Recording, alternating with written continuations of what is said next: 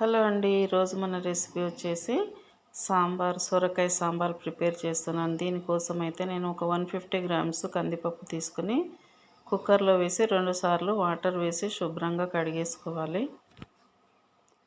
కడిగిన తర్వాత మళ్ళీ ఒకసారి ఒక 2 గ్లాసుల వాటర్ వేసి ఒక హాఫ్ టీ స్పూన్ వరకు పసుపు వేసి నానబెట్టుకోవాలి. ఒక 10 నిమిషాలు కనుక పప్పు నానబెట్టుకుంటే తొందరగా ఉడికిపోతుంది.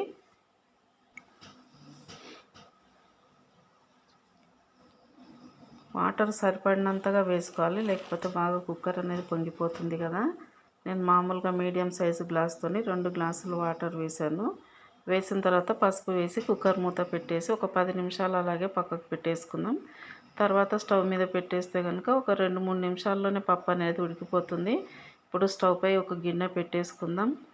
తర్వాత ఇందులోకి సరిపడా ఆయిల్ వేసుకుని ఇంకా ఇందులోకి కావాల్సిన దినుసులు అయితే ఎండుమిర్చి, ఎల్లిపాయలు, జీలకర్ర, ఆవాలు, మెంతులు అయితే కంపల్సరీ ఒక పావు టీ స్పూన్ వరకు, కొత్తిమీర, కరివేపాకు, అలాగే చిన్న ఉల్లిపాయ, ఒక మీడియం సైజు టమాటా, అలాగే సొరకాయ ముక్కలు కొన్ని మనకు కావాల్సినన్ని, అంటే మన ఇష్టం ఎన్ని వేసుకుంటాను.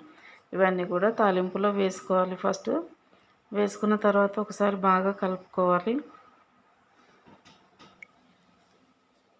సొరకాయ ముక్కలు వేసిన తర్వాత వాటిని ఆయిల్లో కొంచెం ఒక 2-3 నిమిషాలు మంటని లో ఫ్లేమ్లో పెట్టి మగ్గించుకోవాలి. ఎందుకంటే ఈ సొరకాయ తెచ్చి నేను చాలా రోజులు అవుతుంది కాబట్టి ఇది మామూలుగా అయితే తొందరగా ఉడకదు, కాబట్టి ఎక్కువసేపు ఆయిల్లో మగ్గేటట్టు చూసుకోవాలి.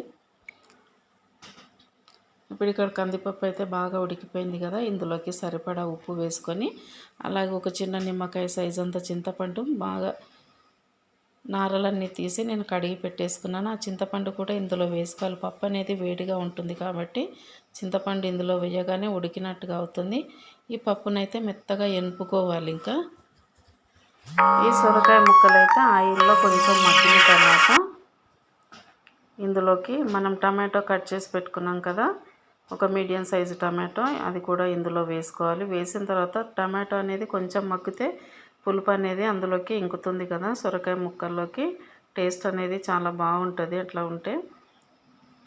ఇప్పుడు ఇందులోకి అయితే ఇంకా కావలసినంతగా కారం వేస్తున్నాను నేను. ఇంకా అంతలోపు కొంచెం వాటర్ వేసుకొని ఇది ఉడికించుకోవాలి. తర్వాత ధనియా, జీరా పౌడర్ వేసుకున్నాను. అలాగే ఇది కారం అయితే మసాలా కారము, ఇది ఒక టీ స్పూన్ వరకు వేసాను.